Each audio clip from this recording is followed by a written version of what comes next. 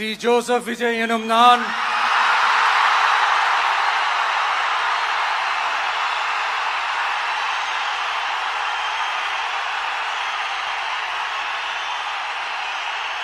சட்டப்படி அமைக்கப்பெற்ற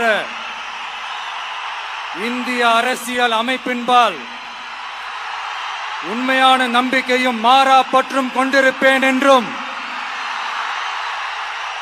இந்திய நாட்டின் ஒப்பில்லாத முழு முதல் ஆட்சியையும் ஒருமையையும் நிலை நிறுத்துவேன் என்றும் தமிழ்நாட்டு அரசின் முதலமைச்சராக உண்மையாகவும் உளச்சான்றின்படியும் என் கடமைகளை நிறைவேற்றுவேன் என்றும்